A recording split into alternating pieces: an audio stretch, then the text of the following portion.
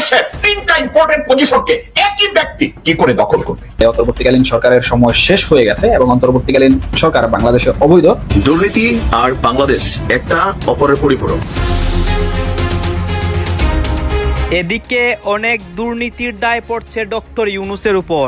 কঠিনভাবে ফেঁসে যাচ্ছেন তিনি, বাঁচার কোনো রাস্তা নেই।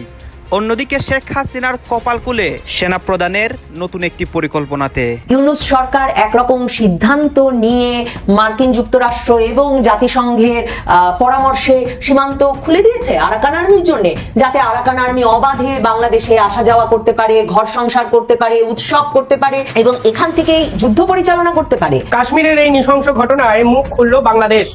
প্রথমেই বলি, বাংলাদেশ যে স্টেটমেন্ট দিয়েছে তার সপক্ষে কিছু প্রশ্ন আজকে উঠবেই। মোহাম্মদ ইউনূসের ডিপ্লোম্যাসি বলে তো কিছু নেই, কিন্তু এক্ষেত্রে যে দুমুখো সাপ হওয়ার চেষ্টা মোহাম্মদ ইউনূস করেছেন, উনি হয়তো ভুলে যাচ্ছেন প্রতিপক্ষ দেশটার নাম ভারত। উপদেষ্টা আসিফের অনেকটা মনে হয় যে শনি বৃহস্পতি সব একসাথে হয়ে গেছে। তাকে সাময়িক বরখাস্ত করা হয়েছে অথবা অব্যাহতি দেওয়া হয়েছে, বরখাস্ত না অব্যাহতি দেওয়া হয়েছে। তিনি আবার দাবি করলেন তাকে অব্যাহতি দেওয়া হয়নি, তিনি স্বেচ্ছায় পদত্যাগ করছেন। এখন কেন স্বেচ্ছায় পদত্যাগ করলেন? অবশেষে এই প্রথম বিএনপির বিরাট পরাজয়। বাংলাদেশের রাজনীতিতে বিএনপির বিদায় ঘন্টা বেজে গেছে। 16 বছর পণ্ডিতি ছিল না, কোনো জায়গায় কোনো অস্তিত্ব ছিল না, কিচ্ছু করতে পারে না এই সকল উচ্ছিষ্ট কিছু বিএনপি নামক এই সকল দালালরা। ডক্টর ইউনূস পালানোর রাস্তা খুঁজে পাবে না। এখন ডক্টর ইউনূসের পরিণতিও সেই দিকেই যাচ্ছে। অন্তর্বর্তী সরকারের মধ্য থেকে কিছু উপদেষ্টা বিদ্রোহী ঘোষণা করবে, বিদ্রোহী হয়ে ডক্টর ইউনূসের বিরুদ্ধে দাঁড়িয়ে যাবে। এবার গতকালকে পলক ভাই, ইন্টারনেট বয় পলক ভাই, দেখেন মানুষটা কিন্তু খারাপ না, কিন্তু সরকারের এমন একটা দায়িত্বে তিনি পালন করছিলেন, ওই মুহূর্তে মিছা কথা কওয়া ছাড়া আদৌ কি গতি ছিল না। এটা বাংলাদেশের রাজনৈতিক কালচারের মধ্যে সীমাবদ্ধ, বাট আমরা আশা করছি ভিন্নতা। দেশের ভেতরে নেতৃত্ব খুঁজছে আওয়ামী লীগ, 2 শেখ হাসিনার বিকল্প এবং 3 রিফাইন্ড আওয়ামী। এতক্ষণ দেখলেন আজকের খবরের শিরোনাম, আর এখন দেখবেন বিস্তারিত। তো বন্ধুরা, আজকের খবরের ইতিমধ্যে শিরোনাম দেখে কিন্তু আপনারা বুঝতেই পারছেন আজকের খবরটা কতটা গুরুত্বপূর্ণ। দয়া করে কেউ স্কিপ করবেন না। যদিও বর্তমান বাংলাদেশের রাজনীতির অবস্থা বিশাল ভয়াবহ, আপনারা ভিডিও স্কিপ করে দেখলে খবরের কিছুই বুঝতে পারবেন না। যাই হোক বন্ধুরা, আজকের ভিডিওটি নিয়ে আমরা আলোচনা করে বেশ কয়েকটি খুবই গুরুত্বপূর্ণ তথ্য এবং ভিডিও ফুটেজ পাই, যা আজকের ভিডিওতে সেগুলোই এক এক করে ধারাবাহিক তুলে ধরবো। যদিও আজকের ভিডিওটা কিছুটা লং হতে পারে, তবে আজকের ভিডিওতে জানতে পারবেন বর্তমান বাংলাদেশের রাজনীতির প্রেক্ষাপট আসলে কোন দিকে যাচ্ছে। চলুন ভিডিওতে আজকে আর বেশি কথা বাড়িয়ে আপনাদের মূল্যবান সময়টি আমি নষ্ট করতে চাই না, সরাসরি আজকে আমরা চলে যাব মূল ভিডিওতে। একটা রাজনৈতিক দল যখন স্বেচ্ছাচারী হয়, একটা রাজনৈতিক দল যখন অযোগ্য অথর্ব স্বজনপ্রীতির মাধ্যমে একটা দলকে স্ট্রাকচার করা হয়, এটা দলের জন্য ভালো না, এটা দেশের জন্য ভালো না। এই কথাটা আপনার চেয়ে ভালো কে জানে? কেউ জানে? কারো বাকি আছে? আপনি তো এটা জানেন। এগেইন আপনাকে যদি আমি জিজ্ঞাসা করি, বিএনপি সরকার 10 বার গঠন করলেও কারো কিছু আসে যায় না, আমিও ওয়েলকাম করবো, করো বিএনপি 10 বার দল গঠন করুক। তাইলে দল গঠন করলে দলের ভিতরে স্বেচ্ছাচারিতা কেন ঢুকবে? দলের ভিতরে নেপোটিজম, স্বজনপ্রীতি যেটাকে বলে, এটা কেন ঢুকবে? দেশের তিনটা ইম্পর্টেন্ট পজিশনকে একই ব্যক্তি কি করে দখল করবে? আপনারা তো অটোক্রেট, ফ্যাসিস্ট, আপনারা তো তৈরি করেন, আপনারা তৈরি হওয়ার সুযোগ দেন একজন অযোগ্য ব্যক্তিকে। একটা অযোগ্য ব্যক্তিকে আপনারা একনায়ক বানাতে সাহায্য করেন। কিভাবে সাহায্য করেন? হাসিনা মাগি দেশের প্রধানমন্ত্রী, হাসিনা মাগি আওয়ামী লীগের সভানেত্রী, হাসিনা মাগি সংসদের নেত্রী। তাই বেটা মির্জা ফখরুল কি হইলো? একনায়ক কে বানাইছে? ওই আওয়ামী লীগ বানাইছে। ওই ভারত বানায় গেছে একনায়ক। কেন বানাইছে? কারণ ওই মাগির মধ্যে দূরদর্শিতা বা দেশপ্রেম কিচ্ছু নাই। তাহলে কি হলো? আপনারা একনায়ক তৈরি করার জন্য এখন আবার ধান্দায় আছেন। বেগম জিয়া বা তারেক রহমানকে ওই হাসিনার মতো ওইটা বানাবেন একনায়ক, দেশের ভিতরে আবার গুম খুন করবেন। আপনাদেরকে কি বলবো? এখন একটা সমাধান আছে, একটা সমাধান আছে মির্জা ফখরুল, একটা সমাধান আছে সালাউদ্দিন, একটা সমাধান আছে। আমি সমাধানের কথা বলি। আপনাদেরকে বলতে হবে বিএনপি এবং আওয়ামী লীগ কোন রাজনৈতিক দল না, এটা একটা পারিবারিক ব্যবসা, রাজনৈতিক ব্যবসা। এখন রাজনৈতিক ব্যবসা যখন ক্ষমতায় আসবে, ওই রাজনৈতিক দলের যে মালিক তারা সিদ্ধান্ত নিবে। এখানে দেশের কনস্টিটিউশন কাজ করবে না, এখানে কে কি ফর্মুলা দেবে ওটাই কাজ করবে না, কোন রিফর্ম কাজ করবে না, কারণ এটার মালিক তো পরিবার। আপনারা দুইজনে এত গ্যাং গ্যাং এগুলা না করে এটা বলেন যে আমরা পারিবারিক রাজনৈতিক দল করি। আমাদের পারিবারিক রাজনৈতিক দলে আমাদের যে মালিক, ওই পরিবারের যে মালিক, সে সিদ্ধান্ত নিবে কে প্রধানমন্ত্রী হবে, কে দলের প্রধান হবে। আপনারা এই কথাটা বললেই তো হয়ে যায়। এটা বলছেন না কেন? এটাকে পেঁচাচ্ছেন কেন? এটা নিয়ে ভণ্ডা। জামাত ইসলামী পারে নাই, কিন্তু শিবির পারছে। শিবির আঙ্গুল বাঁকা করেছে। দর্শক, জামাত ইসলামীকে মামলা থেকে অব্যাহতি দেওয়া, জামাত নেতাদের মুক্তি দেওয়া, এটা নিয়ে জামাতের সাথে এক ধরনের প্রতারণা করেছে ডক্টর ইউনূস সরকার। জামাতকে ভুল বুঝিয়েছে, বোকা বানিয়েছে। কিন্তু শিবিরের সাথে চালাকি করে বেশি দূর যেতে পারছে না। আপনি দেখবেন শিবিরের দাবি মেনে নিতে বাধ্য হচ্ছে। শিবির 3 সপ্তাহের আলটিমেটাম দিয়েছে ডক্টর ইউনূস সরকারকে। এটা একটা চাপ। দেখেন, জামাত যে পারে নাই, জামাতকে যে বোকা বানিয়েছে, তার প্রমাণ একটা বিষয়ে ভাবলেই আপনি পাবেন। যেমন জামাত প্রথমে ভেবেছিল যে এটি আজহারুল ইসলামের মুক্তি হয়ে যাবে, কিন্তু দেখছে যে না, হয়নি, সরকার প্রতারণা করছে। এরপরে আমিরে জামাত সিরিয়াস হয়েছেন, তিনি স্বেচ্ছায় কারাবরণ কর্মসূচি দিয়েছেন, যমুনার সামনে অবস্থান কর্মসূচি দিয়েছিল। এখন দেখেন, সব কিছু যদি একদম স্বাভাবিকভাবেই হতো, তাহলে কি আমিরে জামাত স্বেচ্ছায় কারাবরণ কর্মসূচি দিতেন? আমিরে জামাত কি এভাবে ইমোশনাল হয়ে যেতেন? এর মানে জামাতের সাথে সরকার নাটক করেছে, তালবাহানা করেছে, প্রতারণা করেছে বলেই তো আমিরে জামাত স্বেচ্ছায় কারাবরণ করতে চেয়েছিলেন, যমুনার সামনে অবস্থান কর্মসূচি দিয়েছিল। এরপরে আবার সেই কর্মসূচি প্রত্যাহার করে এখন আবার জামাত নেতারা 6 তারিখের পর মাঠে থাকার কর্মসূচি দিচ্ছে যদি এটিএম আজহারুল ইসলামের মুক্তি না হয়। এটা এটিএম আজহারুল ইসলামের জাস্ট একটা কেস নেই, আরো অনেক কেস আছে। জামাতের অনেক মামলা আর এখনো শুরু হয়নি, অথচ বিএনপির লোকজন তারা জ্যামিতিক হারে মামলা থেকে খালাস পাচ্ছে, দুধ ভাতের মতো মামলা থেকে খালাস পাচ্ছে, কিচ্ছু না। আর জামাতেরটা এখনো অনেকে হাজিরা দিতে হচ্ছে, কোর্টের বারান্দায় দৌড়াতে হচ্ছে। মানে জামাতের সাথে এই বিষয়টা নিয়ে সরকার কোনো ডিল করছে বা দর কষাকষি করছে, তোমরা এইটা করো তাহলে আমরা এটা করব। ডক্টর ইউনূস সরকারকে এইটুকু মাত্রা সমর্থন করো, তাহলে আমরা এইভাবে মামলা এতদিন সমর্থন রাখো, মানে কিছু দেয় কিছু নেই। কিন্তু মজলুম দল হিসেবে কোনো ধরনের দর কষাকষি ছাড়াই হয়রানিমূলক সকল মামলা থেকে জামাত মুক্তি পাবে, এটা একদম স্বাভাবিক ছিল। এটা কোনো হিসাব নিকাশ মুক্ত মুখ চলবে না। তো দর্শক, শিবিরের ক্ষেত্রেও জামাত সরকার চালাকি করেছিল। শিবির নেতাদের মামলা থেকে মুক্তি দেয় না, শিবির নেতারা পাসপোর্ট পায় না, তাদেরকে নিয়মিত হাজিরা দিতে হয়। কেন এত লেট কেন হবে? অথচ কথা দিয়েছিল আসিফ নজরুল যে তোমরা তালিকা দাও, তোমাদেরটা খুব দ্রুত দেখে যাচ্ছে, কিন্তু দেখে নাই। তো এবার শিবির আলটিমেটাম দিচ্ছে। তা আমি বিশ্বাস করি শিবিরের সাথে চালাকি করতে সরকার যাবে না। শিবির কি পারে, সরকারের কোন জায়গায় কি বেকায়দায় ফেলে দিতে পারে, এটা সরকার জানে।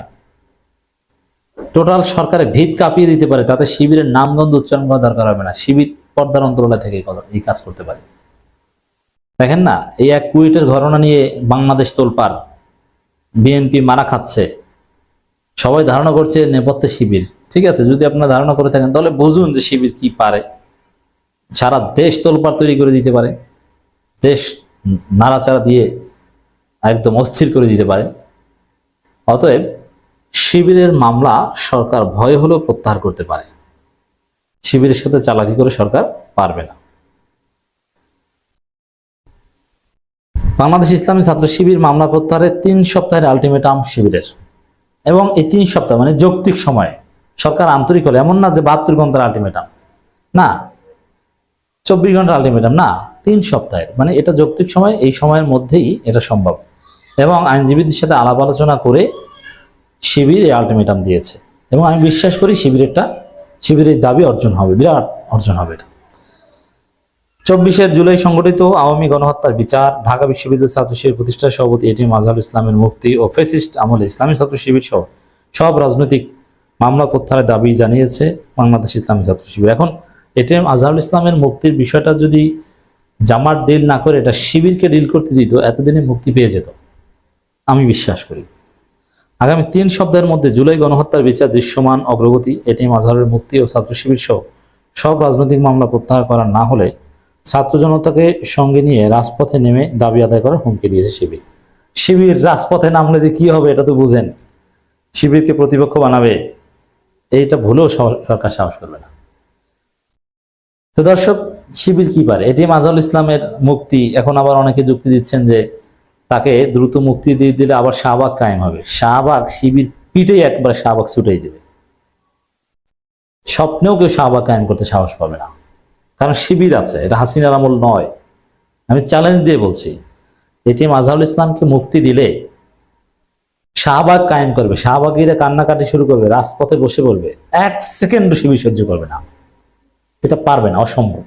কথা হচ্ছে শিবিরের সাথে, এটা এই স্বাধীন বাংলাদেশে এটা মেনে নেবে না। আগামী 3 সপ্তাহের মধ্যে জুলাই গণহত্যার বিচার, দৃশ্যমান অগ্রগতি, এটিএম আজহারুল ইসলাম মুক্তি ইত্যাদি ইত্যাদি।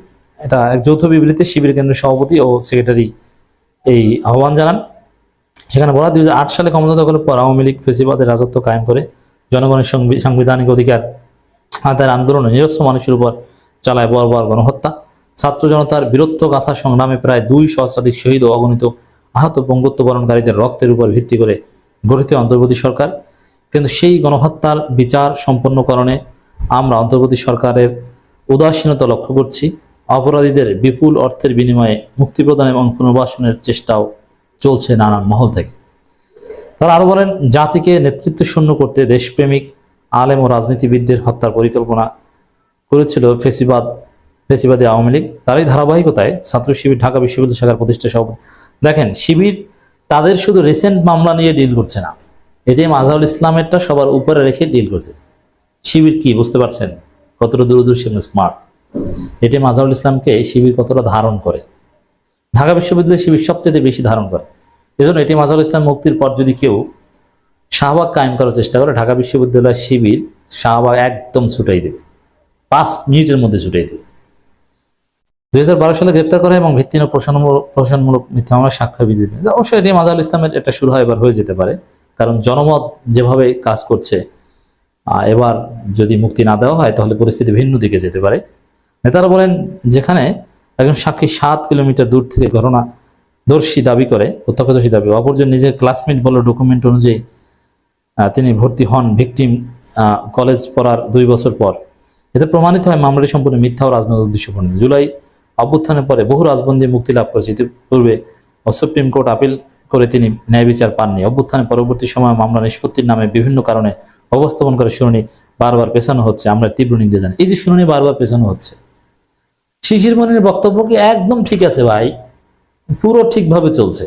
মহামান্য বিচারপতি, মহামান্য আদালত পুরো একেবারে ফেরেশতা, তাই না?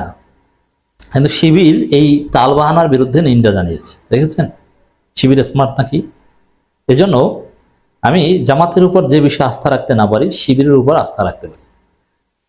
অনেকে আমাদেরকে ভয় দেখেন যে ভাই আওয়ামী লীগ ক্ষমতায় আসলে, জামাত তো আসলে আওয়ামী লীগকে ঠেকাতে পারবে না, জামাত ক্ষমতায় আসলে আবার আওয়ামী লীগ আসলে আপনাদেরকে ফাঁসি দিবে।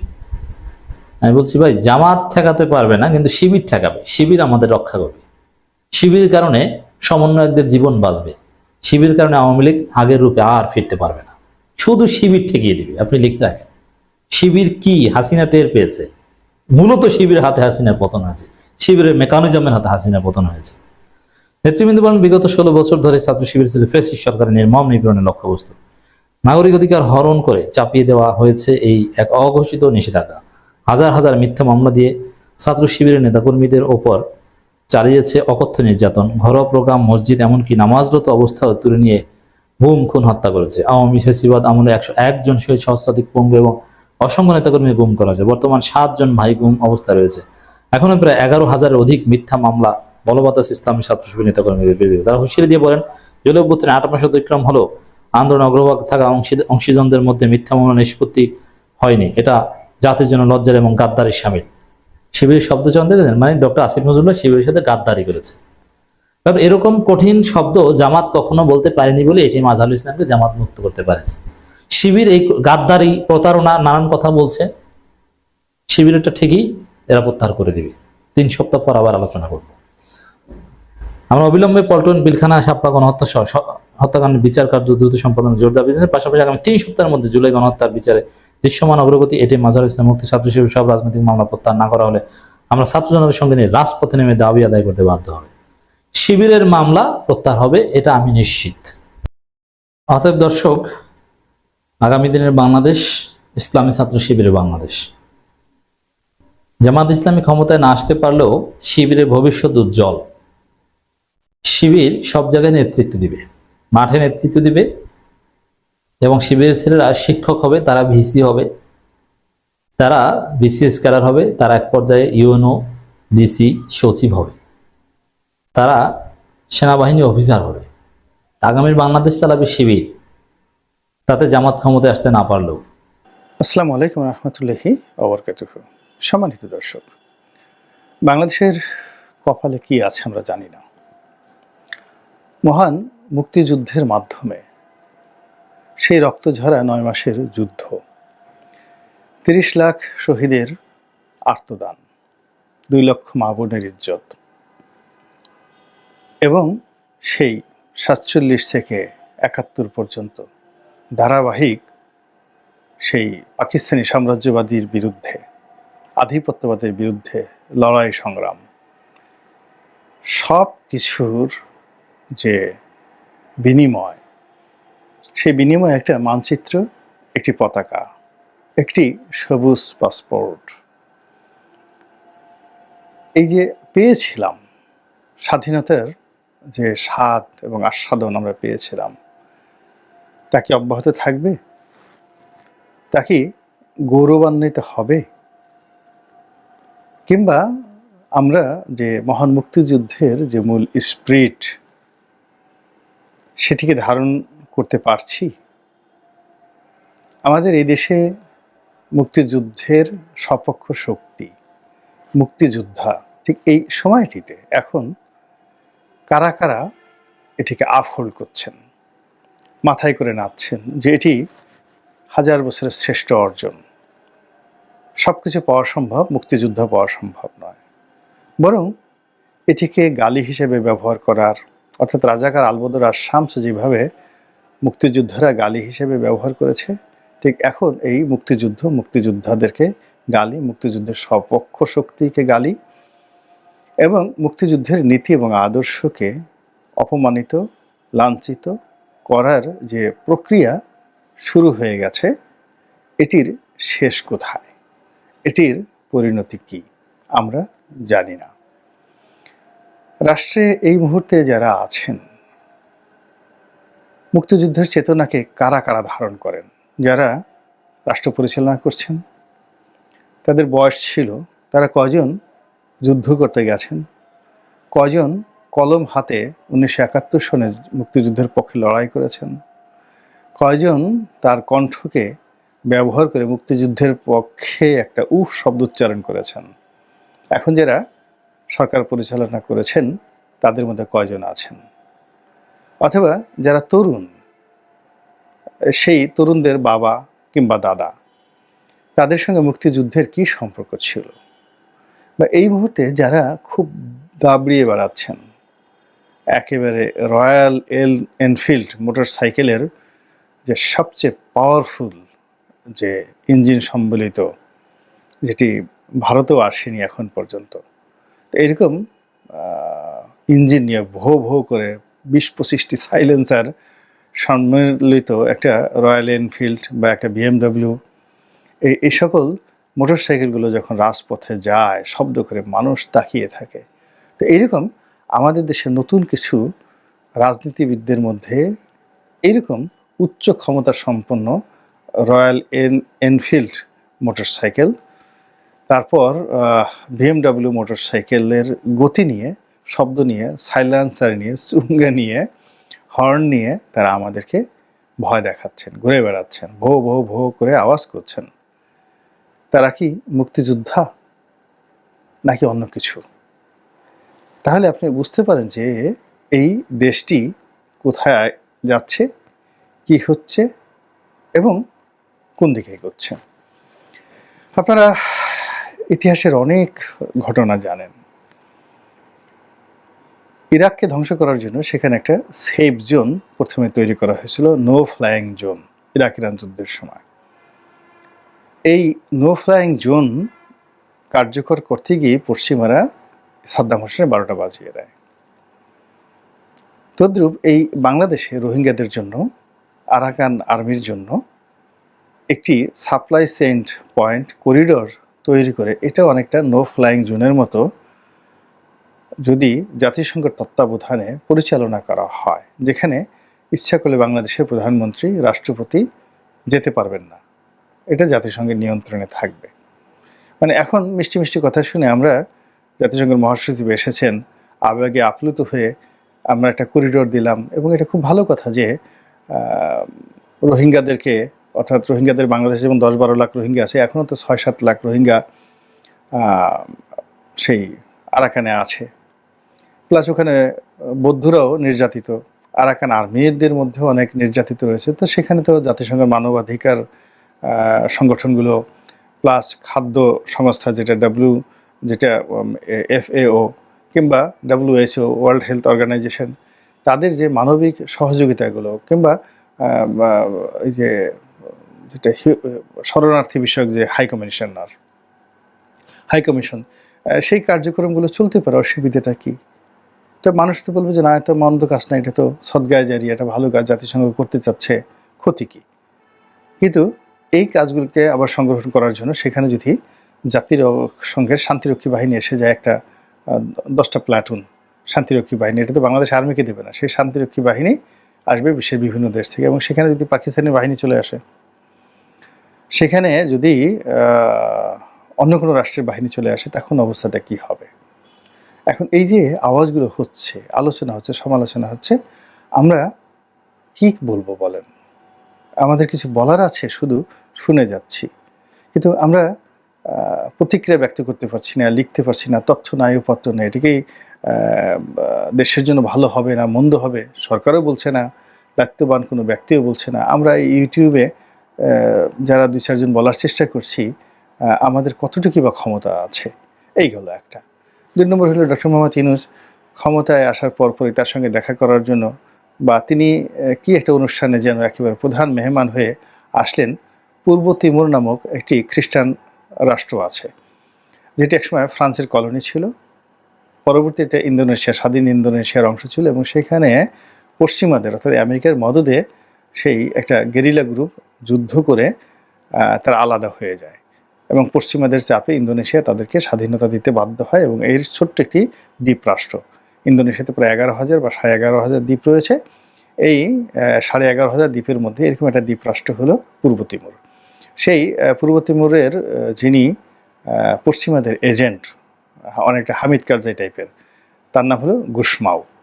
আবার তাকে সেই প্রেসিডেন্ট বানিয়ে একটা খ্রিস্টান রাষ্ট্র তৈরি করে এই ভারত মহাসাগরে, মানে আপনি বঙ্গোপসাগর, মানে বে অফ বেঙ্গল, তারপরে একটু পার হলেই ভারত মহাসাগর, এবং সেই ভারত মহাসাগরের মধ্যেই আন্দামান নিকোবর দ্বীপপুঞ্জ এবং ইন্দোনেশিয়ার যে অবস্থান, এখানে খুব কাছাকাছি। অর্থাৎ সেন্ট মার্টিন থেকে যদি আপনি খুব ভালো মতো গানবোট চালান, তাহলে খুব বেশি সময় লাগবে না পূর্ব তিমুরে পৌঁছে যেতে সমুদ্র পথে।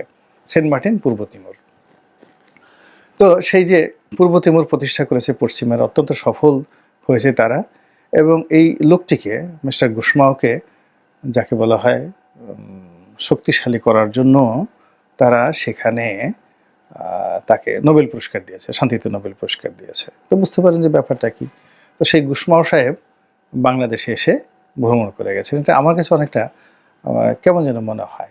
আমি মাঝে মধ্যে বিভিন্ন লোককে, যারা খুব সিরিয়াস বিষয় নিয়ে তর্ক বিতর্ক করেন, তাদের কথাবার্তা শুনে আমি মাঝে মধ্যে অবাক হয়ে যাই। যেমন অনেকে বলেন যে আমার বাড়ির সামনের দিয়ে কীভাবে যেন আজরাইল আনাগোনা করছে, আমি টের পাচ্ছি, এরকম।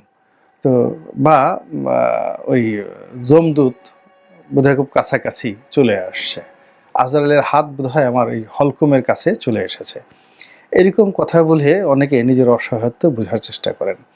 তো বাংলাদেশে এই মুহূর্তে পশ্চিমাদের খুব আনাগোনা, এবং ইউরোপীয় ইউনিয়ন বাংলাদেশকে একটি সেফ ল্যান্ড হিসেবে স্বীকৃতি দেওয়ার জন্য যে কর্মপন্থা তৈরি করেছে, তারা প্রথমত অ্যাসার্টিন করেছে যে এটি একটি নিরাপদ আবাসভূমি, যা কিনা বাংলাদেশের জন্য এই মুহূর্তে হিতে বিপরীত হবে। তো যাই হোক, এখন সেই সেফ ভূমি, এটি হয়তো 1 বছর 1.5 বছর লাগবে ইউরোপিয়ান পার্লামেন্টে পাশ হতে, তখন একটা আলাদা অবস্থা তৈরি হবে। তো পশ্চিমাদের এর বাইরে আমেরিকান যে সমস্ত লোকজন, ডোনাল্ড ট্রাম্পের সরকারের কর্তা ব্যক্তিরা, আমেরিকান ব্যবসায়ীরা, আমেরিকার বিভিন্ন গোয়েন্দা সংস্থার যারা লোকজন রয়েছে তারা, তারপর ইসরায়েলি গোয়েন্দা সংস্থা মোসাদের যারা লোকজন রয়েছে, তারা যেভাবে এখানে তৎপরতা চালাচ্ছে, এবং একই সঙ্গে এই বাংলাদেশে রয়ের যে তৎপরতা নিয়ে খুব লেখালেখি হচ্ছে, বিশেষ করে প্রো ইসলামিক যারা গ্রুপগুলো রয়েছে, এখানে ভারতীয় দূতাবাসে রাজেশ নামক একজন ভদ্রলোক কর্মরত রয়েছেন, যিনি খুবই অ্যাক্টিভ। তাকে এখানে পলিটিক্যাল কোনো একটা পদ পদবিতে বসায় রাখা হচ্ছে। তিনি নাকি আসলে বাংলাদেশে রয়ের স্টেশন চিফ মিস্টার রাজেশ। তো সেই মিস্টার রাজেশ জামাতি লোকদের সাথে বসছে, বিএনপি লোকদের সাথেও তার যোগাযোগ আছে বাংলাদেশে। মানে এই মুহূর্তে রাজেশ সবচেয়ে ওয়েল কানেক্টেড একজন কূটনৈতিক ব্যক্তিত্ব। তার যেখানে প্রয়োজন তিনি তার বাসায় চলে যাচ্ছেন, বাইরে বসছেন, ভিতরে বসছেন। এই রাজেশকে কেন্দ্র করে ইসলামপন্থী পত্রপত্রিকাগুলো, মিডিয়াগুলো নিদারুণ সব ভয়ঙ্কর খবর প্রচার করছে যে এই রাজেশ বাংলাদেশে এখন যে তৎপরতা শুরু করেছে, সরকারের উচিত ইমিডিয়েটলি রাজেশকে বাংলাদেশ থেকে বের করে দেওয়া। এখন রাজেশ আসলে রয়ের লোক কিনা, আর রয়ের লোক হলে তো সেখানে সংগতিকারী মোসাদেরও, রাজেশের যদি তৎপরতা থাকে সেখানে মোসাদেরও তৎপরতা থাকবে। এবং এখানে আরও একটা জিনিস দেখলাম যে এই যে মোসাদের একটা মেহেন্দি এম সাফাদি একসময় জয়ের সাথে দেখা করেছে, সে এখন মানে মিডিয়াতে এসে তার কার কার সাথে বাংলাদেশে যোগাযোগ হয়েছে, কে কী হয়েছে, অর্থাৎ এই সময়টিতে বাংলাদেশের রাজনীতিতে ঘোলাট করার জন্য সে প্রচার করে দিচ্ছে যে অমুক অমুক লোক বাংলাদেশে মোসাদের এজেন্ট, তারা ইসরায়েলের এজেন্ট হতে চায় এবং তারা বাংলাদেশ সম্পর্কে সবসময় নেতিবাচক ধারণা পোষণ করেছে এবং যে কোনো মূল্যে ক্ষমতায় যাওয়ার জন্য তারা ইসরায়েলের দোষর হতে চেয়েছে। এই কথাগুলো মোসাদের কোনো লোক যদি যখন বলা শুরু করে, আপনি বুঝেন যে মোসাদ এখানে তাদের যে রিক্রুটমেন্টগুলো, সেই রিক্রুটমেন্টগুলো তারা পরিবর্তন করতে চাচ্ছে। আগের রিক্রুটমেন্টগুলোকে তারা বাতিলের খাতায়, খরচের খাতায় ফেলে দিয়েছে। তো এই মোসাদ এবং এই দুটো খুবই ইফেক্টিভ, যারা অন্য অন্য দেশে গিয়ে হত্যাকাণ্ড পর্যন্ত ঘটিয়ে ফেলে, এবং সেটা আমেরিকার মাটিতে এবং সেটা কানাডার মাটিতে। এবং তারা মানে মোসাদ এবং এমনও ঘটনা ঘটেছে, ইউরোপ এবং আমেরিকার অনেক দেশ থেকে তাদের টার্গেটেড লোককে তারা তুলে নিয়ে এসেছে, সেখান থেকে এনে তারপরে তাদের নিজের দেশে এনে বিচার করেছে বা হত্যা করেছে। তো এখন বাংলাদেশে রাজেশ বলেন বা মোসাদ বলেন, তাদের যে তৎপরতা, এই তৎপরতা নিয়ে শুধু যারা খবর প্রচার করছেন, এখানে এই খবর দেখলাম শুনলাম এর মধ্যে নয়, যদি ঘটনা সত্য হয়ে থাকে এখানে আপনাকে হিসাব করতে হবে যে হঠাৎ এই তৎপরতার কারণটা কি। তো যেটি বলছিলাম যে নতুন একটি খ্রিস্টান রাষ্ট্র বাংলাদেশে গঠন করার জন্য যে প্রক্রিয়া, এটা অনেক আগের থেকে চলছে। তো অনেক আগের থেকে চলছে এবং সেটা শেখ হাসিনার জামানাতে আমরা শুনে এসেছি। শেখ হাসিনা বারবার সেটা বলেছেন, প্রথমে বলতে চাননি, এবং আমি এটা নিয়ে একটা লেখাও লিখেছিলাম। এর কারণ হলো শেখ হাসিনার জামানাতে সম্ভবত 2020 সনের দিকে আমি একবার বান্দরবনে গিয়েছিলাম। তো ওখানে আওয়ামী লীগের যে সাধারণ সম্পাদক ছিলেন, ওনার নামও মুজিব সাহেব, খুবই প্রাজ্ঞলোক এবং খুবই জনপ্রিয়, স্থানীয় বাঙালিদের মধ্যে খুবই জনপ্রিয় রাজনীতিবিদ। কিন্তু বীর বাহাদুর এমপি যে ছিল বা মন্ত্রী ছিল, তার সঙ্গে তার দ্বন্দ্বের কারণে তিনি সেই দল থেকে বহিষ্কৃত হয়েছিলেন।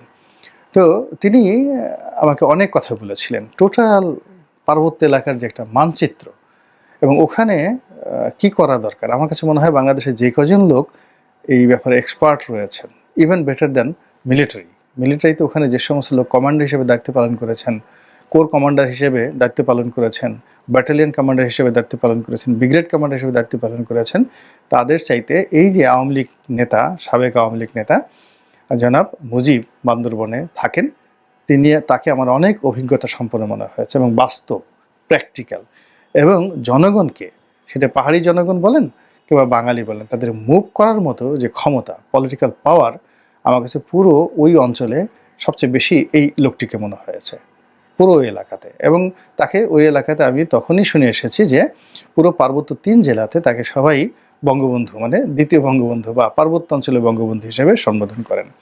তো তিনি আমাকে ওই 2020 সনের দিকে যেভাবে খ্রিস্টান রাষ্ট্রের কথা বলেছিলেন, যেভাবে কুকি সিনদের কথা বলেছিলেন, আরশার কথা বলেছিলেন, আরাকান আর্মিদের কথা বলেছিলেন, ঠিক সেম ঘটনাই এখন ঘটছে।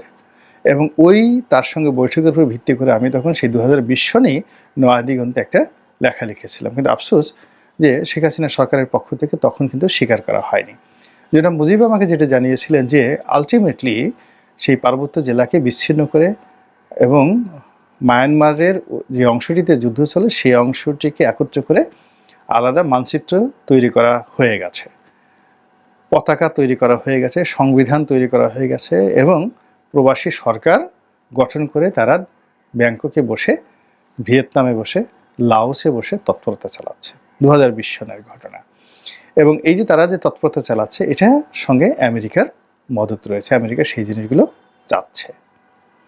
এখন সেই ঘটনা যখন এই সময়টিতে এসে নাড়াচাড়া দিচ্ছে, আর মিস্টার গুশমাও যখন বাংলাদেশে এসে ভ্রমণ করে গেছেন, আপনি বুঝেন যে আমি যেহেতু আগেই ঘটনাটা 2020 সনে জেনে গেছি, ফলে আমার ভিতরে হৃদকম্পনটা কেমন হচ্ছে।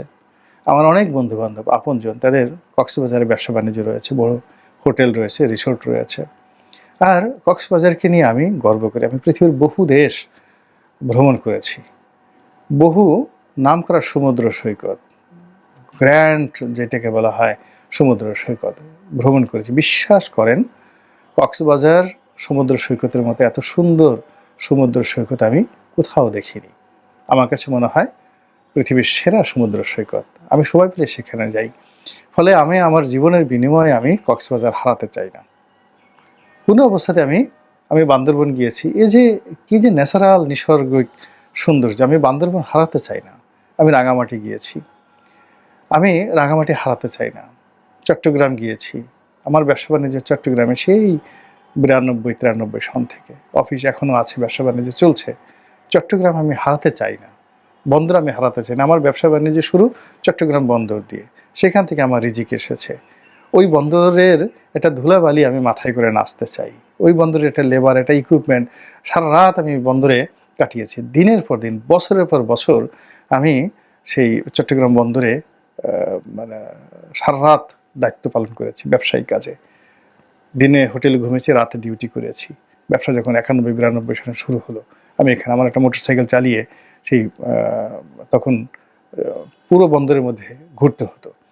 তো শিপিং ব্যবসা যারা করেন তারা বুঝেন যে এই কাজটা কি, স্টিবিডিয়ন যারা করেন তারা বুঝেন। তো সেই কাজগুলো আমি করতাম। আবার হাতে যখন অবসর সময় আসতো, আমি সেই চট্টগ্রামের সেই পাহাড়ের উপরে উঠে যেতাম, পাহাড়তলিতে চলে যেতাম, রেল স্টেশনে চলে যেতাম এবং বিভিন্ন হোটেলে গিয়ে চট্টগ্রামের সেই খাবার দাবার খেতাম। ফলে চট্টগ্রামকে কেন্দ্র করে আমার আবেগ রয়েছে, অনুভূতি রয়েছে। আমার জীবনের বিনিময়ে আমি এই জিনিসগুলো হারাতে চাই না।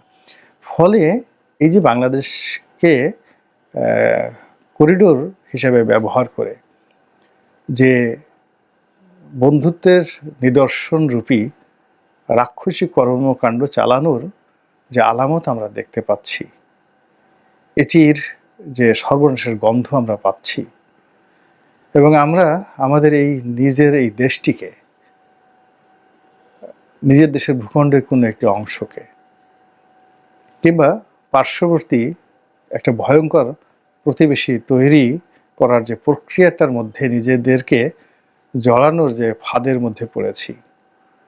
আমরা গুশমাও, হামিদ কারজাই, বিন লাদেন, মোল্লা ওমর, যারা পাকিস্তানের সেই যে জিয়াউল হকের মতো লোক, জুলফিকার আলী ভুট্টোর মতো লোক, আইয়ুব খানের মতো লোক, এদের সব আমেরিকার তৈরি। তো বাংলাদেশে এরকম কোনো মুনাফিক, বেঈমান, বিশ্বাসঘাতক, মীর জাফর পয়দা হোক, যারা ভারতের হয়ে, আমেরিকার হয়ে, পাকিস্তানের হয়ে এই দেশটিকে খণ্ড বিখণ্ড করে ফেলবে, এই দেশে শান্তি বিনষ্ট করবে, তার আগে আমরা যারা শান্তিপ্রিয়, আল্লাহ আমাদেরকে শান্তিপূর্ণভাবে একটি সাধারণ মৃত্যু আমাদেরকে দান করুন, সম্মানজনক মৃত্যু দান করুন। এই দৃশ্য আমরা দেখতে চাই না। মুক্তিযুদ্ধ দেখেছি, বালক ছিলাম কিন্তু অনেক স্মৃতি মনে আছে। কাজে সেই স্মৃতি নিয়ে আমি মরতে চাই, এই পতাকা নিয়ে আমি মরতে চাই। আমি অনেক দিন যাবো বিদেশে যাই না, বিদেশ আমার ভালো লাগে না। সেই 2018 সনে ওমরা করতে গিয়েছিলাম, এরপরে যাই না। বিদেশ যেতে আমার ভালো লাগে না। আমার ছেলেমেয়েরা বিদেশে থাকে, তারা অনেক অনুরোধ করে, অনুনয় বিনিময় করে, কিন্তু সেই গত 7-8 বছর যাবত আমি বিদেশে যাই না। আমার এই বাংলাদেশেই মরতে ইচ্ছা করে, এখানেই মরবো। তো কাজী মৃত্যুর আগে যেন এই খারাপ জিনিস দেখতে না হয়। প্রিয় মাতৃভূমিকে আল্লাহর কাছে সেই প্রার্থনা করছি। আর মীর জাফরের নাম শুনেছি, মোশতাকের নাম শুনেছি, মোশতাককে দূর থেকে দেখেছি, কাছে দেখিনি। নতুন করে কোনো মোশতাক, কোনো মীর জাফর যেন এই বাঙালি জাতিকে দেখতে না হয়। আল্লাহ আমাদের সেই হেফাজত দান করুন এবং হেদায়েত দান করুন। আসসালামু আলাইকুম রহমতুল্লাহি ওয়া বারাকাতুহু। ধন্যবাদ প্রিয় দর্শকবৃন্দ, আমাদের ফুল ভিডিওটি দেখার জন্য আপনাকে জানাই অসংখ্য অসংখ্য ধন্যবাদ। তো বন্ধুরা, ইতিমধ্যে আমাদের ভিডিও ফুটেজ দেখে কিন্তু আপনারা বুঝতে পারছেন আজকের ভিডিওটা কতটা গুরুত্বপূর্ণ ছিল। সেই সাথে আজকের এই নিউজটা দেখে এবং আজকের এই ভিডিওটা দেখার পরে আপনাদের কি মন্তব্য অবশ্যই কমেন্ট বক্সে কমেন্ট করতে ভুলবেন না। আর হ্যাঁ, এমন নিত্য নতুন আপডেট খবর সবার আগে পেতে চাইলে এখনই আমাদের এই পিচ্চি সাকিব ইউটিউব চ্যানেলটি সাবস্ক্রাইব করুন। ধন্যবাদ।